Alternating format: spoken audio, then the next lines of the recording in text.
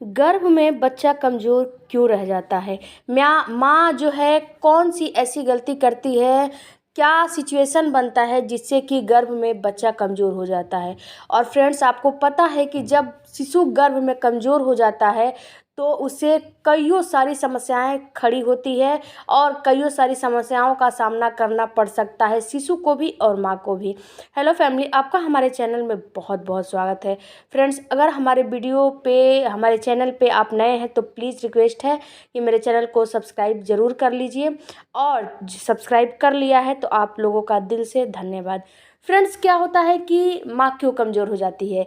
जो हमारे गांव साइड, जो गांव की एरिया की महिलाएं हैं, वो अभी काफ़ी पिछड़ी हुई हैं। क्या करती हैं कि वो सोनोग्राफ़ी सोचती हैं कि अरे सोनोग्राफ़ी करवाएंगे तो बच्चे के हार्ट पे, बच्चे के शरीर पे असर पड़ता है। ऐसी बात नहीं है। आपको डॉक्टर बोल रहा है सोनोग्राफ़ी कराने के लिए तो आप समय समय पे कम से कम 3 तो सोनोग्राफ़ी करवाएं। एक 3 महीने में, एक 6 महीने में, एक 3rd ट्राइमेस्टर 9 महीने में। 3 सोनोग्राफ़ी आप तो ज़रूर कराएं। इससे क्या होता है कि इससे आपके शिशु के ग्रोथ कितना हो रहा है इससे पता चलता है। और जो शिशु की ग्रोथ हो रही है, रुकी है कि हो रही है, उसका लंग बना है कि मैच्योर हुआ है कि नहीं, उसकी बॉडी अच्छे से स्ट्रक्चर बने हैं कि नहीं, कोई कमी तो नहीं है, आपके गर्भ में पानी की कमी तो नहीं है, मतलब हर चीज़ उससे पता आपको चल जाता है कि आपके शिशु की धड़कन अच्छी खासी चल रही है कि नहीं चल रही है। अगर आप नहीं करवाएंगे तो नहीं, ये चीज़ें नहीं पता चलेगी। तो आपको समय समय पे अल्ट्रासाउंड करवाते रहना चाहिए। इससे बच्चे की हर चीज़, हर बात की पता लगती है, पता चलती है। अब बात करते हैं कि बच्चा किन कारणों से कमज़ोर हो जाता है। तो सबसे पहले माँ की गलती समझते हैं। माँ कौन कौन सी गलती करती है? डॉक्टर तो सप्लीमेंट दे दिया, माँ क्या करती है, काम में बिजी हो जाती है, सप्लीमेंट दवाई खाना भूल जाती है। सुबह का दवा शाम खाती है, शाम का दवा रात खाती है, रात का दवा खाती नहीं है। तो ऐसा आप ना करें। आप ये समझें कि ये मेरे शिशु का सवाल है। आप टाइम टाइम से दवा, जो सप्लीमेंट आपको दिया गया है, डॉक्टर कोई पागल नहीं है। तो डॉक्टर ने जो सप्लीमेंट दिया है उसको आप टाइम टू टाइम लेती रहें। और कहीं आप ट्रैवलिंग में जा रही हैं, बाहर जा रही हैं, कहीं भी A to Z आप कहीं जा रही हैं तो अपना दवा अपने साथ लेकर जाइए, ताकि आपको इस चीज़ की ज़रूरत पड़ेगी तो आपको ढूंढना नहीं पड़ेगा, आपको ये स्किप करना नहीं पड़ेगा। Iron, calcium, folic acid, vitamin, जो विटामिन की दवा दी है, विटामिन E हो गया, विटामिन A हो गया, विटामिन K हो गया, हर विटामिन की सप्लीमेंट आपको डॉक्टर देता है और आपको लेना बहुत ज़रूरी है, आपको स्किप नहीं करना चाहिए।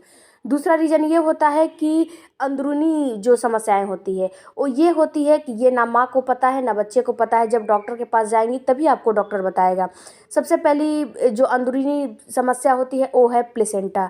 देखिए फ्रेंड्स, क्या होता है कि जो आपका गर्भनाल है वो क्या होता है कि जब आपका शिशु रोपित होता है, जब इम्प्लांटेशन आपके शिशु का होता है, जब आपका गर्भारोपण होता है, जब आपका जो गर्भनाल जो है उसका बनना शुरू होता है, उस समय क्या होता है कि गर्भनाल में ना एक लंबा सा वो होता है, नाल होता है, वो उसी में मतलब ऐसे लगा हुआ होता है। कभी कभी वो ठीक से नहीं लगता है, जिस वजह से शिशु के पास ऑक्सीजन, न्यूट्रिशन जितना उसको मिलना चाहिए नहीं मिल पाता है। तो जो थोड़ा बहुत मिलता है उससे क्या होता है कि शिशु का ब्रेन और हड्डियों का ग्रोथ हो जाता है और उसके पेट की ग्रोथ नहीं होती है। तो पेट की जो शिशु की ग्रोथ है वो कम रह जाती है। कभी कभी क्या होता है कि प्लेसेंटा अपने जगह से हल्का सा खिसक जाता है। इस सिचुएशन में भी शिशु को जितना प्रॉपर ऑक्सीजन, न्यूट्रिशन, ब्लड मिलना चाहिए उतना नहीं मिलता है। इस वजह से भी शिशु की ग्रोथ रुक जाती है। इसके बाद जब प्लेसेंटा खिसक जाती है तो प्लेसेंटा के जो जहाँ खिसकती है वहाँ पे ब्लड जमा हो जाता है। तो जब ब्लड जमा हो जाता है तो इस वजह से भी शिशु को ऑक्सीजन वगैरह सारा अच्छे से नहीं मिल पाता है। इस वजह से शिशु कमज़ोर रह जाता है। इसमें माँ कुछ नहीं कर सकती। जब माँ अल्ट्रासाउंड करवाएगी तो ये डॉक्टर के हाथ में होता है, डॉक्टर ही कुछ इसके लिए कर सकता है। इसके बाद एमनियोटिक फ्लूइड की कमी, यानी कि आपके प्लेसेंटा में पानी, आपके जो जिस थैले में शिशु रह रहा है उसमें पानी की कमी, एमनियोटिक फ्लूइड की कमी। अगर आपके बेबी के थैले में पानी की कमी हो जाएगी, एमनियोटिक फ्लूइड की कमी हो जाएगी, तो आपका शिशु कभी कभी मृत्यु भी हो जाता है। तो ऐसा किसी के साथ भी ना हो, तो इसीलिए मैं बार बार वीडियो में बताती हूँ कि आपको भरपूर पानी पीना चाहिए, चाहे जाड़ा हो, गर्मी हो, बरसात हो, कोई भी मौसम हो, लेकिन आप प्रेग्नेंट हैं तो 8 से 10 गिलास आपको पानी पीना ही पीना चाहिए। अगर आप पानी पूरा नहीं पी पाती हैं तो उसके जगह पे दूसरी चीज़ें, छाछ हो गया, जूस हो गया, सब जो है जूस वगैरह हो गया, नारियल पानी हो गया, नींबू पानी हो गया, इन सारी चीज़ों का सेवन करें, लेकिन आपको 10 से 12 गिलास पानी पीना ही पीना है।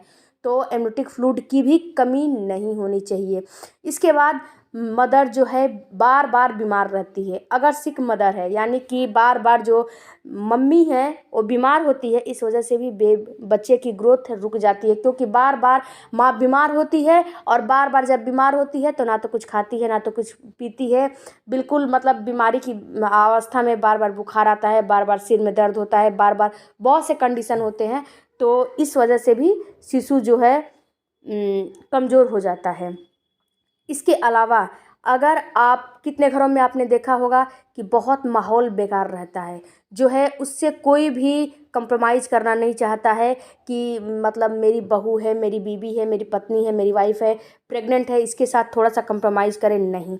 स्ट्रेस का लेवल उनके घर में बहुत ज़्यादा होता है, तो इस सिचुएशन में भी शिशु कमज़ोर रह जाता है, क्योंकि माँ बार बार स्ट्रेस लेती है, डिप्रेशन में चली जाती है, जिस वजह से ना तो ढंग से खाती है, ना तो ढंग से सप्लीमेंट लेती है, ना ढंग से कोई भी विटामिन मिनरल लेती है, जिस वजह से उनके गर्भ में उनका शिशु भूखा रह जाता है। और जब शिशु भूखा रह जाता है तो ऑलरेडी ही जब माँ भूखी है तो शिशु डिप्रेशन की वजह से उसका विकास रुक जाता है। तो आपसे रिक्वेस्ट है कि अगर आपके घर में कोई प्रेग्नेंट है तो उसके साथ थोड़ा सा कंप्रोमाइज़ कीजिए। अगर जो कुछ भी है, देखिए फ्रेंड्स, क्या होता है कि जब कोई भी महिला प्रेग्नेंट होती है तो उसके हार्मोनल डिसबैलेंस होते हैं, तो जब हार्मोनल डिसबैलेंस होते हैं तो उसको चिड़चिड़ापन, उसको मतलब कोई भी काम करती है, रोना हंसना उसके बस में नहीं होता है, वो जानबूझ के नहीं करती है, उससे ये हार्मोन उसके करवाते हैं। तो इस वजह से कई घरों में मैंने देखा है झगड़े, लड़ाई, स्ट्रेस होने लगता है, तो ये सब आप ना करें। इसके अलावा अगर माँ को बार बार इन्फेक्शन हो रहा है, रिपीटेड इन्फेक्शन हो रहा है, तो इस वजह से भी शिशु कमज़ोर रह जाता है, क्योंकि बार बार मम्मी को इन्फेक्शन होगा तो मम्मी के इन्फेक्शन से शिशु को भी इन्फेक्शन हो सकता है और होता भी है। तो रिपीटेड इन्फेक्शन होने से आप बचे। आप फुल जो प्रोटीन कैल्शियम युक्त डाइट है, मैंने इस पर कई सारे वीडियो बनाए हैं, वीडियो को चेकआउट करिए। और इन्फेक्शन और अपने शिशु को कमज़ोर होने से आपके हाथ में है, आप बचा सकती हैं। आई होप कि इन्फॉर्मेशन आपको अच्छा लगा होगा। मिलते हैं अगले वीडियो में।